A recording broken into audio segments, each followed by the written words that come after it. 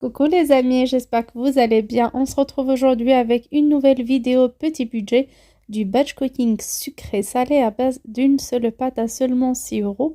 Dans un saladier, je commence par mettre un verre d'eau tiède d'environ 200 millilitres. Je lui rajoute un verre de lait tiède, vous pouvez remplacer par le lait végétal. Quand vous pouvez tout simplement mettre que de l'eau, je rajoute 2 cuillères à soupe de levure boulangère. Moi, j'utilise cette marque. Je l'ai déjà dans ma réserve alimentaire il y a plus d'un an et demi maintenant, mais la date est encore loin. 2 cuillères à soupe de sucre cristallisé, 2 cuillères à soupe d'huile de tournesol ou de colza, ce que vous avez, ou même du beurre fondu. On mélange bien tous les ingrédients jusqu'à ce qu'il n'y ait plus aucun grumeau. Je mets toujours 2 cuillères à soupe de sucre pour 2 cuillères à soupe de levure pour 1 kg de farine. Si vous voulez faire la moitié, donc tout simplement une cuillère à soupe de levure, une cuillère à soupe d'huile et une cuillère à soupe de sucre. Bien sûr, vous pouvez remplacer par du miel. Le sucre, c'est pour faire lever la pâte assez rapidement et donner une belle dorure. Alors pour la farine, c'est la T45, c'est vraiment la moins chère de chez Intermarché. Je lui rajoute une cuillère à café bien bombée, une belle cuillère à café de sel, soit l'équivalent d'une demi-cuillère à soupe de sel. Bien sûr, je vérifie avec mon doigt au départ, les deux liquides étaient tièdes. Je vérifie que ça refroidit un petit peu avant de rajouter la farine pour éviter d'avoir des grumeaux, surtout que je ne mélange pas au pétrin, mais rapidement à la main, on n'a même pas besoin. Il fait un peu frais, il pleut de notre côté. C'est pour ça que je remonte la manche. Je n'ai pas envie de me salir, mais il fait en même temps froid. On n'a pas encore mis chauffage. Je sais pas, dans votre côté, est-ce qu'il fait frais ou pas? Dites-moi en commentaire, ça me ferait plaisir de partager avec vous le temps qu'il fait de votre côté. Moi, dès qu'il commence à avoir quelques gouttes, je me mets à pétrir. J'adore, j'adore.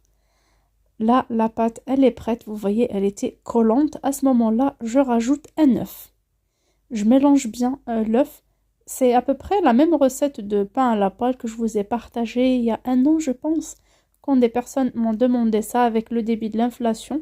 J'ai partagé une recette de pain au four et une autre recette de pain à la poêle. C'est exactement la même recette, la même méthode. Mais là, je vous montre que vous pouvez faire différentes choses avec cette même pâte. Et bien sûr, du sucré et du salé. Je mélange bien, j'essaie de battre un petit peu vraiment sans trop d'énergie jusqu'à obtention d'une pâte bien homogène. Il n'y a plus de blanc d'œuf ou de jaune d'œuf qui traîne.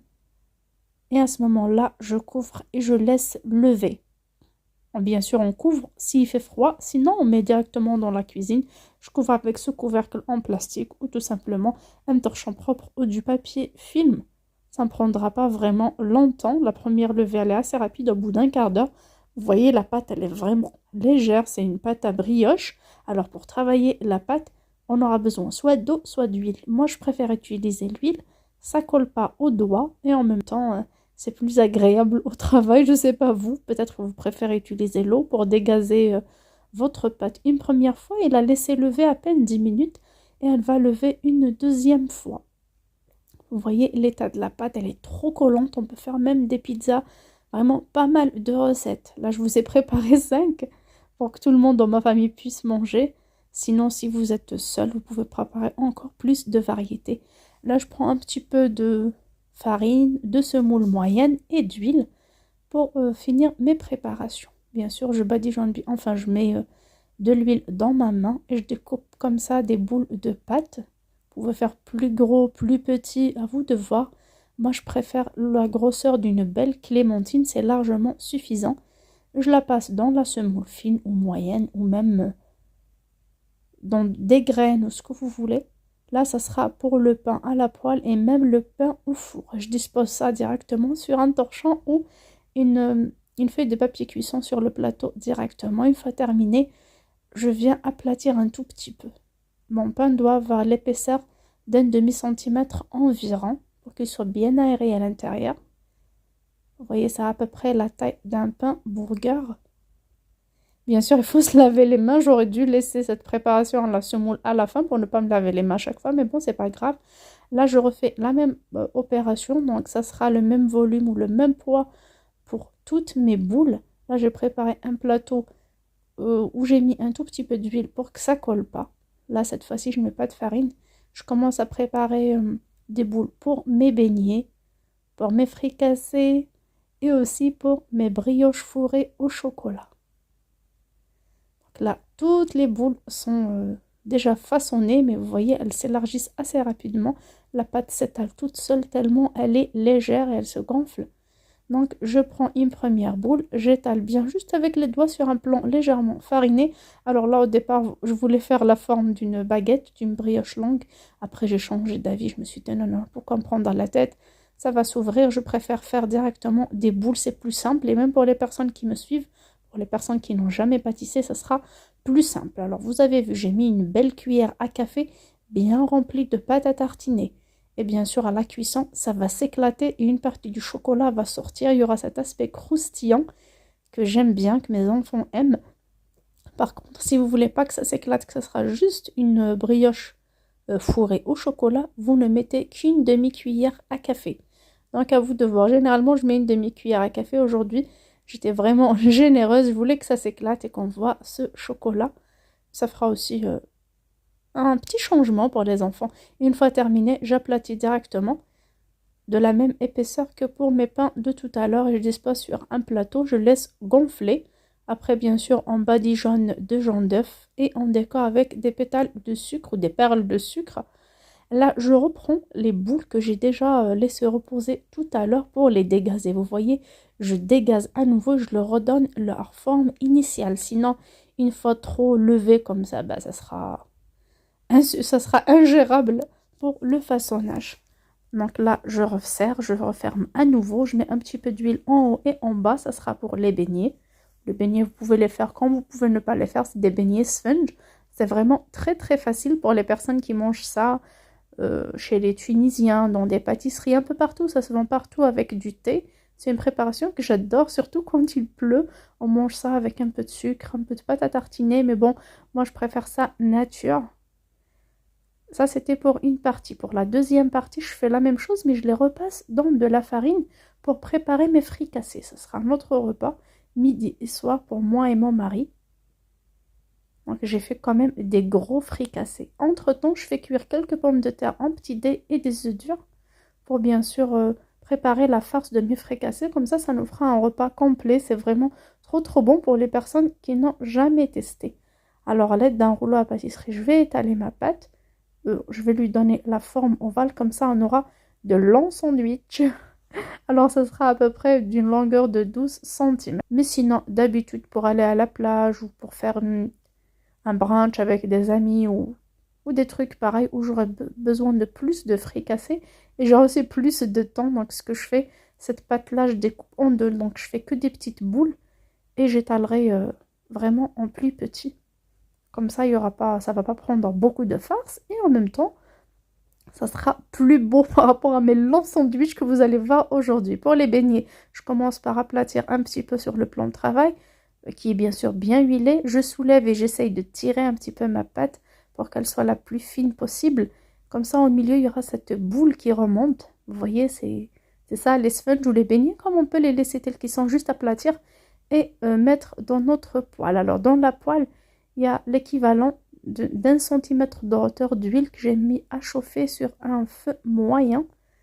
Là, une fois qu'il y ait un peu de dorure par le bas, ça commence à cuire. Je commence à mettre de l'huile dessus avec une cuillère. Après, je la retourne et je remplis le creux là du milieu avec de l'huile.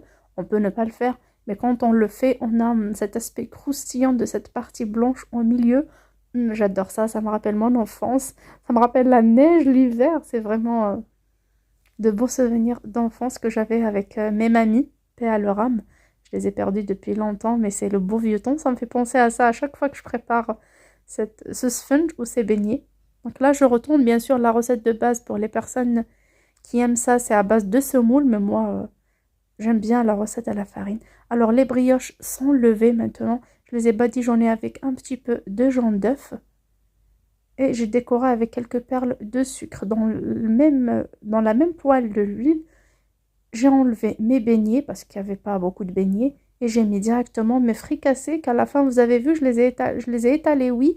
Après, je les ai mis sur du papier cuisson pour éviter que ça colle, on ne sait jamais. Tellement il faisait chaud dans la cuisine, j'ai fermé la fenêtre. Il y avait la marmite, il y avait les beignets, ça commençait à chauffer, j'avais peur qu'ils collent. J'ai préféré par précaution le mettre sur du papier cuisson. Alors le même principe pour les beignets, dès que ça commence à colorer par le bas. Je commence à jeter de l'huile, mais vous voyez cette belle bosse que j'ai. On dirait la tête des Simpsons. Ça m'a fait rire. Alors, mon pain s'est levé. Comme vous voyez, la pâte, elle est juste magnifique. On dirait du coton. Alors, je vais faire cuire une première partie à la poêle et une autre partie au four pour vous montrer la différence. Là, la toute petite boule, c'est ce qui me restait. C'était la petite pâte. J'ai testé la chaleur de la poêle avec. Pareil, c'est vraiment à petit feu.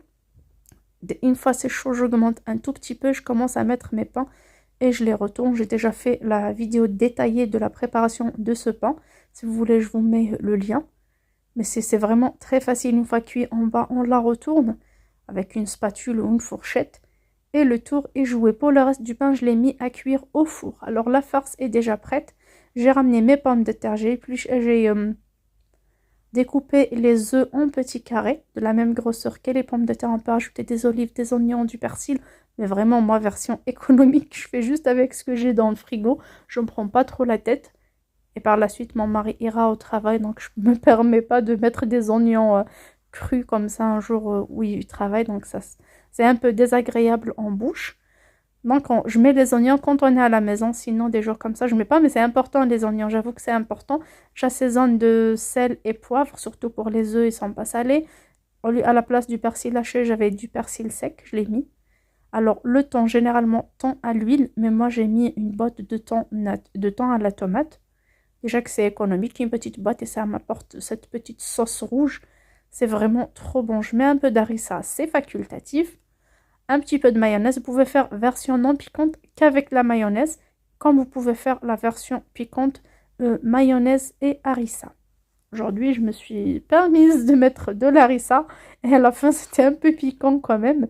Cette marque, elle est un peu forte. C'est pas un produit que je mange toujours, donc je me suis permise de goûter aujourd'hui un peu piquant et franchement, c'était trop piquant, j'avoue.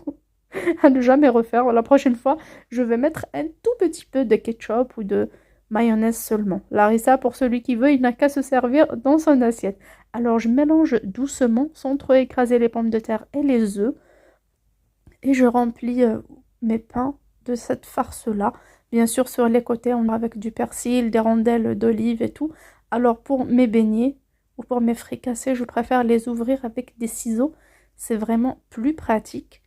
Vous voyez, ils ne sont pas trop épais, il n'y a pas trop de pulpe, il n'y a pas trop de mie, pardon, à l'intérieur. Donc ça ne fait pas grossir, croyez-moi, même si c'est frit, c'est dans un tout petit bain d'huile, c'est vite fait, donc ils sont vraiment vite, vous voyez.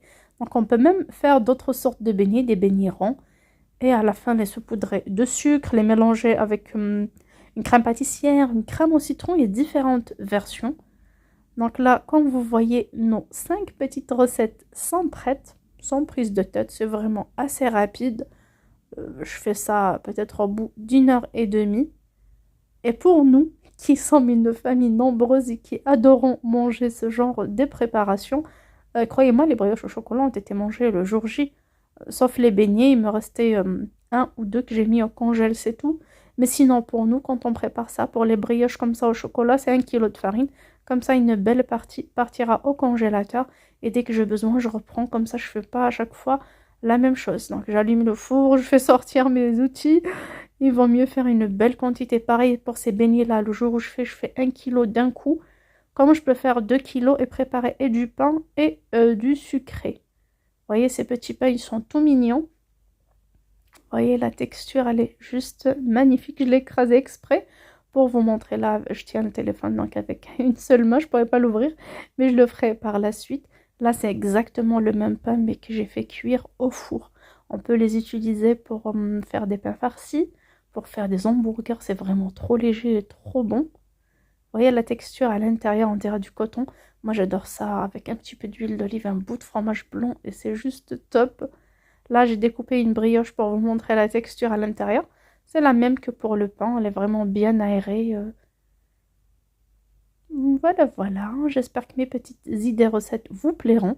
N'hésitez pas à varier, n'hésitez pas à faire d'autres formes, d'autres farces, d'autres garnitures et à diversifier d'une même pâte. Ce qui vous permet de conserver déjà d'une part et en même temps d'économiser un petit peu sur votre budget, surtout si vous êtes en difficulté. C'est vraiment la meilleure façon d'économiser sur le goûter et sur le pain, de faire du fait maison.